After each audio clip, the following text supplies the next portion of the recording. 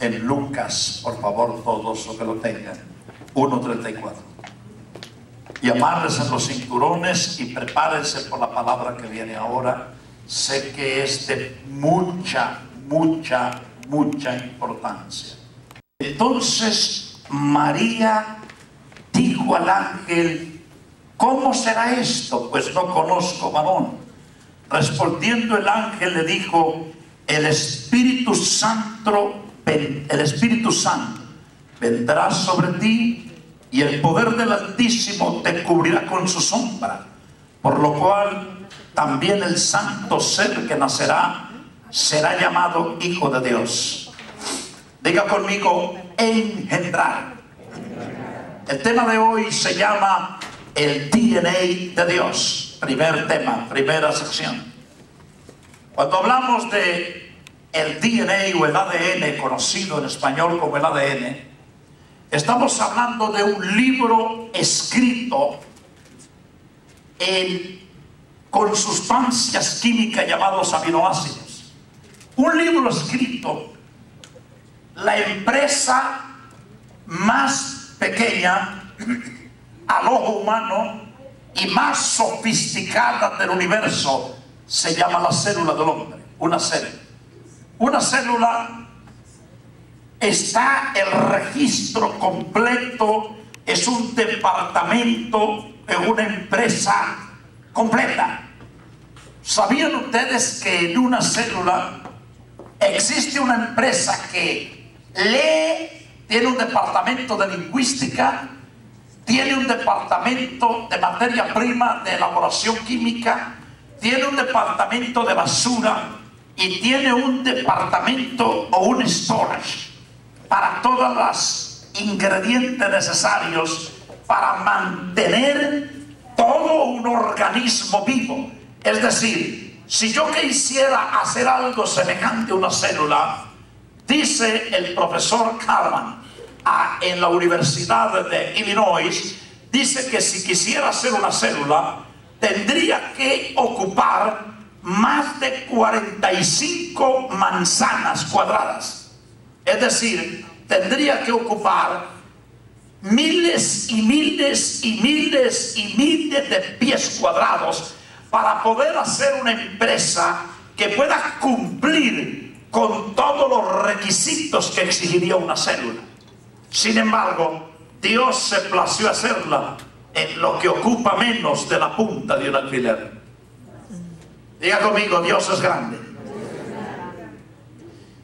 Hoy queremos hablar de algo tan importante, pero no solamente importante. Voy a hablarle las palabras de un hombre que nació antes de Mendel, 3250 años antes de Mendel y Schubert y de Warman, que fueron los pioneros de descubrir que nosotros teníamos algo que se llamaban genes o el ADN dentro de nosotros.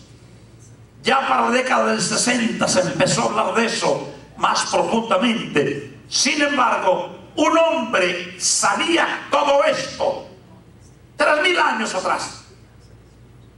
No había estudiado en ninguna universidad y escribió en el libro de los Salmos esta palabra: bien que en lo oculto fui formado, en lo más profundo de la tierra.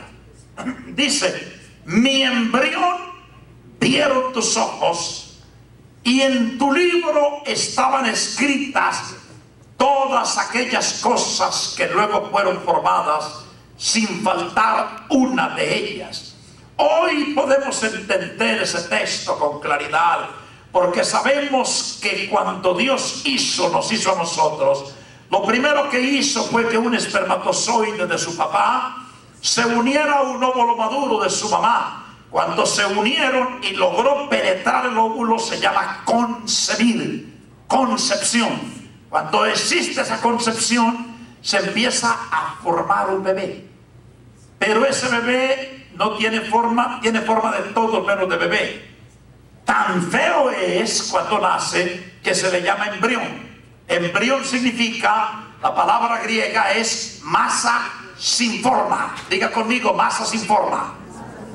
Sin embargo, dentro de esa masa sin forma, Dios ya había escrito, diga conmigo, escrito, todo un libro de más de 400 páginas cada uno. Era una enciclopedia de más de 500 libros, dicen los científicos. El proyecto Genoma Humano, terminado el 12 de abril del año 2008, dice que haría un promedio de 156.000 páginas. Es decir, una enciclopedia de más de 500 libros, solo metida en la punta de un alfiler.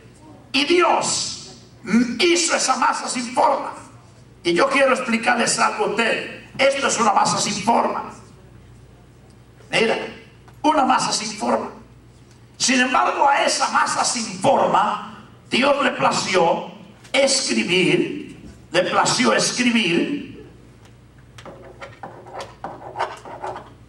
un documento. Mírenme para acá. Agarró ese documento y lo metió dentro del embrión. A ese documento el salmista le llama el libro de Dios. Y en tu libro están escritas todas aquellas cosas que luego fueron formadas, sin faltar una sola de ellas. Ahora miren para acá. Ese embrión ya se le dio una orden de qué pelito iba a tener, qué color de cabello, sí, qué color de ojos, qué color del tez de su piel, cuál sería el tamaño de sus piecitos, el tamaño de su barriguita, el tamaño de su tórax, la capacidad respiratoria, pero muchas otras cosas más están escritas. Pastor, ¿dónde está ese libro en mi vida? En cada célula. Se llama el DNA o el ADN. El ADN de nosotros mide aproximadamente, el de cada célula mide 1.25. Imagínate tú en una célula, y si tú lo estiras, es como una espiral, como una escalerita en hélice. Si tú la logras estirar, mide 1.25 el de cada célula. Si unimos el de todas las células del cuerpo, el DNA de nosotros va al sol, le da la vuelta al sol y vuelve a la tierra otra vez, con más de 146.000 millones de millas. Para que ustedes se den cuenta, metidas en más de 10.000 billones de células en nuestro cuerpo. Toda una información enorme que Dios lo hizo. Diga conmigo, Dios es grande. Oh, camamare, dígale que está a su lado, Dios es grande. Diga que estamos hablando de algo grande de Dios. Ahora miren esto. Y después de ver esto, el embrión empezó a tomar forma. A tomar forma. Pero ¿cuál forma? La que el libro le decía que hiciera. No se sale de la instrucción. La célula recibe una instrucción de parte del DNA y así se va formando una criatura. Pero vamos a cerrar este bloque por ahora un momento. Vamos a cerrar. Y ahora este es el DNA de un hombre natural. Diga conmigo, de un hombre natural. Pero existe otro DNA que es implantado en el hombre, que va a formar otro hombre, camán, dentro de otro hombre. Es decir, hay una siembra que se va a hacer en un hombre mortal para que al final produzca inmortalidad. A eso la Biblia le llama la genética de Dios, el DNA de Dios. ¿Estamos entendiendo esto? Ahora vean esto. Usted me dice, pastor, ¿cómo hago yo para obtener el DNA de Dios? Usted no puede hacer nada.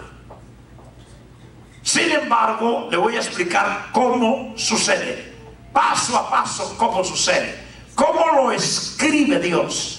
¿Cómo hace Dios para meternos a nosotros el DNA de Dios? Lo primero que sucede en un individuo para obtener el DNA de Dios, se lo explicó el ángel a María.